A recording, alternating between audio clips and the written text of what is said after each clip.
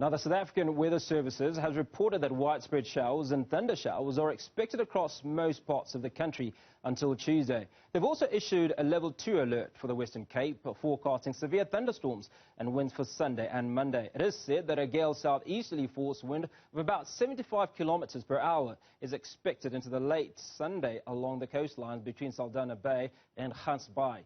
This also includes the Cape Metropole into Sunday evening. To give us an update on what we can expect for the rest of the weekend and to the new week is senior forecaster at the South African Weather Services, Vanetia Phakula. Vanetia, very good morning. 75 kilometers an hour gale force winds. Translate that for the average person. What does that all mean? For the average person, if you look at our alert that we issued, and that's the reason why they also introduced impact base, so that at least people can understand the impact of what the alert will mean for them.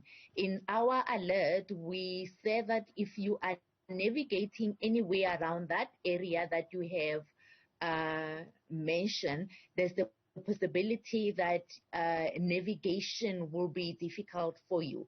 If you are anywhere in the city of Cape Town, you might find that there will be problems with vehicles. So if vehicles that are not like heavy vehicles, you might find that they have difficulties driving on the roads. You might find uprooting of trees. Informal settlements might also be a problem. You might find that the corrugated irons are being blown away by the wind. So outside of staying indoors, what else can you actually do to protect yourself? Now, you talk about the informal settlements as they start. Is there anything, do you think, that they can actually do outside of staying inside, I suppose? It's very difficult for them. That's why we normally work with disaster management. And what they normally do, they will go to those areas, and then they know with that type of wind, these informal settlements, the way they are erected, they will not be able to handle it. And that's when they will encourage people to move to a more safer area. And it is difficult, again, to move people to a safer area, especially in informal settlements, because then to move them, they feel that when they come back, they might not find the area that they were staying at, because most of them are informal, and you find that there was no planning that went into them staying in those areas as well. But it's a bit of communication with the residents and encouraging them the best way you know how, that up until this weather system has passed, can we just please move you to a safer area. Vanetia, is the rest of the country safe from these gale force winds? The rest of the country is safe from the gale force wind. And again, we expecting them for today.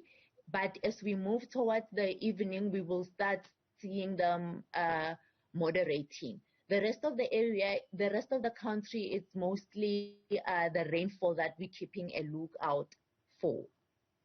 Okay, and I suppose for our farmers out there, what is the forecast for the rest of the season? Can they expect above to normal rainfall?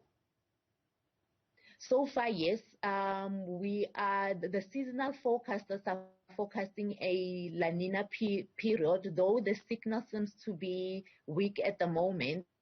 But once the signal is more clearer and we're having a La Nina season, then we will get above normal rainfall.